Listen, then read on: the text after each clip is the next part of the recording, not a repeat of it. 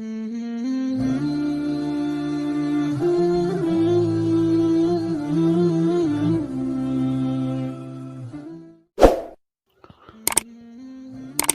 اللہ الرحمن الرحیم۔ کتاب تحفہ والدین برائے تربیت اولاد۔ مقدمے کا عنوان ہے یہ کتاب ضرور پڑھیے لیکن کیوں؟ بچوں کی معیاری تعلیم و تربیت کا عمل تاریخ میں کبھی آسان کام نہیں رہا۔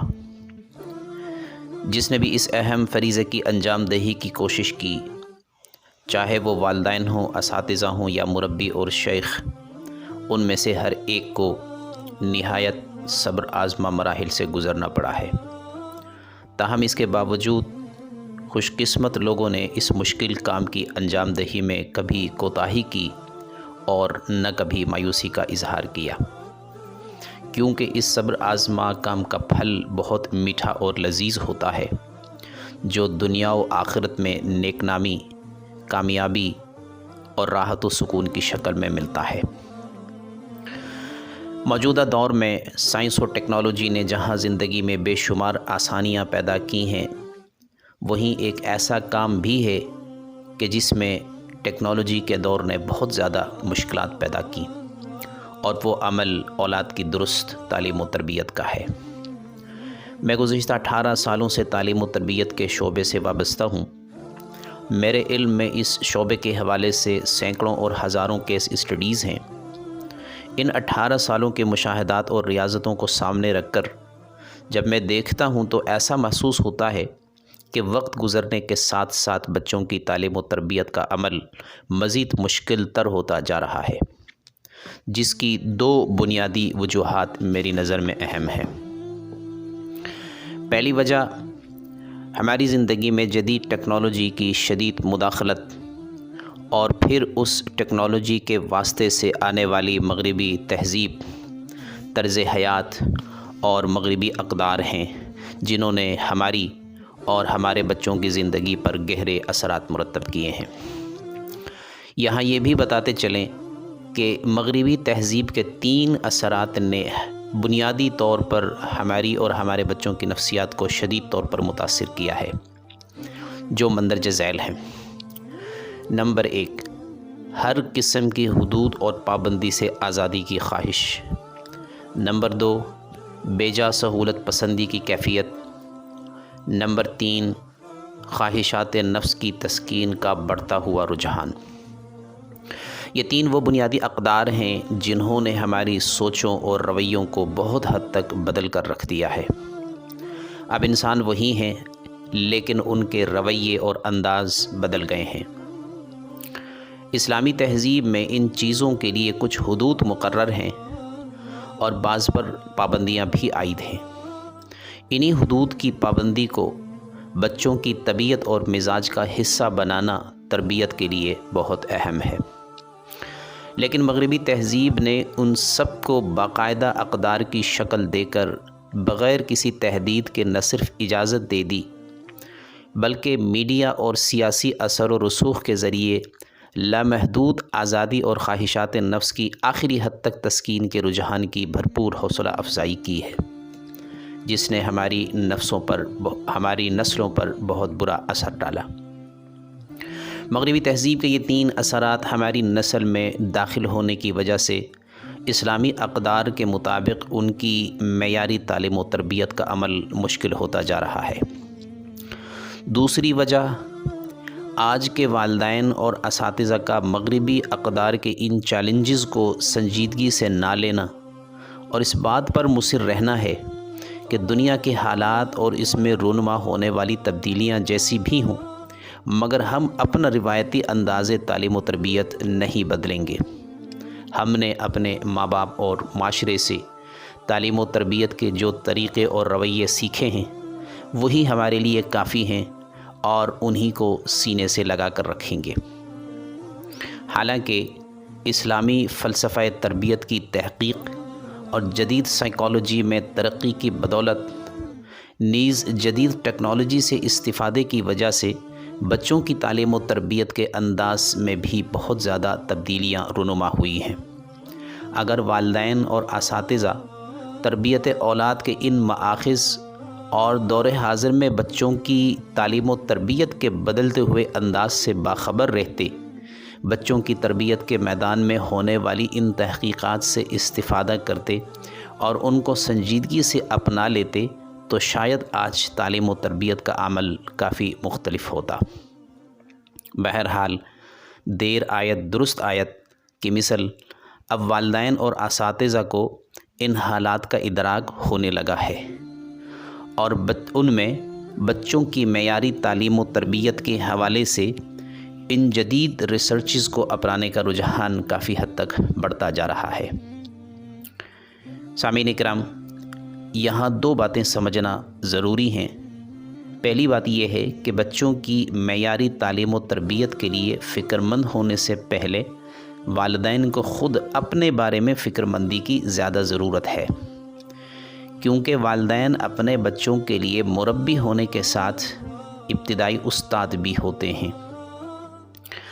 بچے اپنے والدین سے ہی ہر اچھی اور بری عادات لے کر انہیں اختیار کر لیتے ہیں، جو بعد میں ان کی زندگی کا لازمی حصہ بن جاتی ہیں۔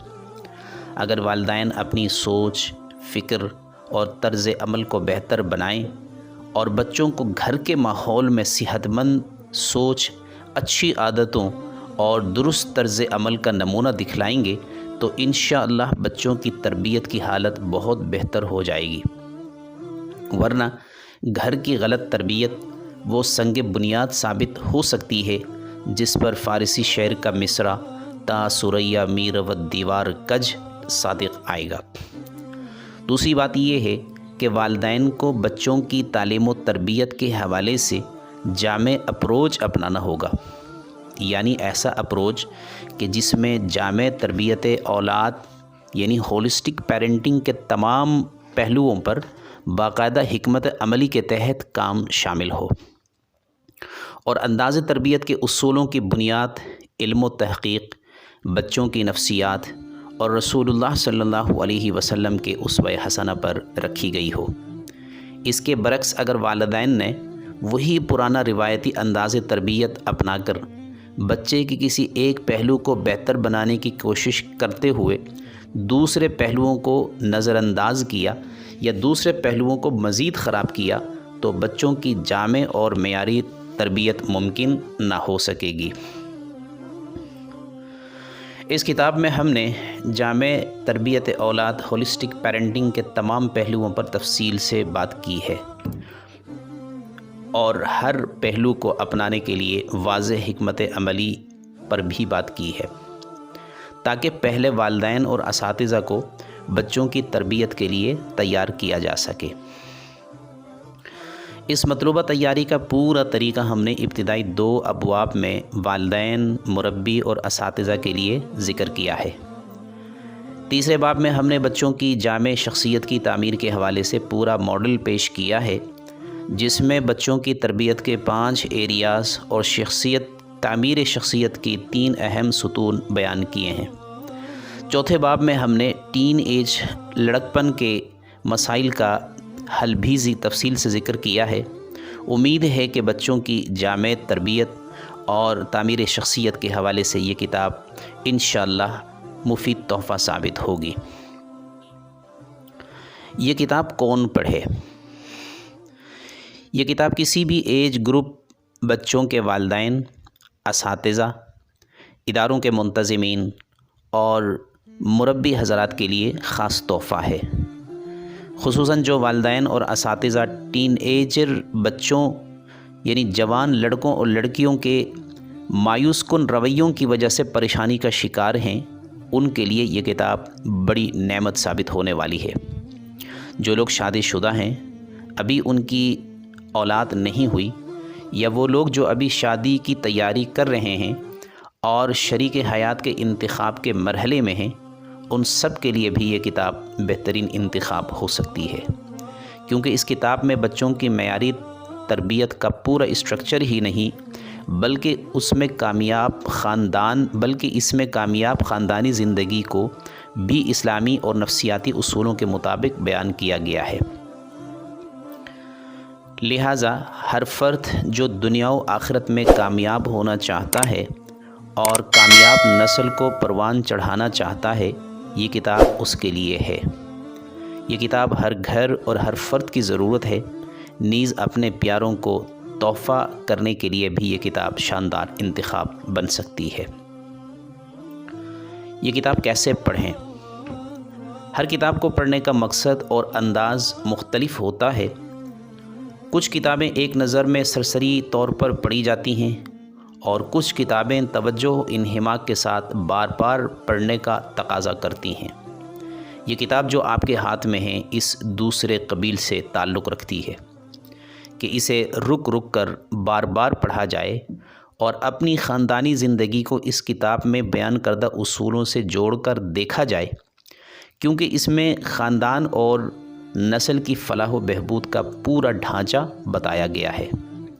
اس کتاب کے مخاطبین میں چونکہ والدین یعنی ماں اور باپ دونوں شامل ہیں، لہٰذا بہتر یہ ہے کہ زوجین دن میں کوئی وقت طے کر کے مل کر اسے تھوڑا تھوڑا کر کے پڑھتے رہیں اور ان نکات پر غور و خوض اور باہمی گفتگو شنید کریں جو ان دونوں یا بچوں سے متعلق ہیں۔ بچوں کی معیاری تعلیم و تربیت کے لیے گھر اور خاندان کا کلچر معیاری بنانا پڑتا ہے، جس میں ماں باپ کا کردار بہت ہی اہم ہوتا ہے اور ان دونوں کا ایک پیج پر ہونا بھی بہت ضروری ہے، ورنہ میاں بیوی میں سے کوئی ایک ذاتی طور پر بہت بہتر ہو اور بچوں کی تعلیم و تربیت کے حوالے سے فکرمند بھی ہو، لیکن شریک حیات اس کے ساتھ تعاون کے لیے آمادہ نہ ہو تو بات نہیں بن سکتی۔ لہٰذا اس کتاب کو خاندان کا نصاب بنا کر پڑھا جائے تو انشاءاللہ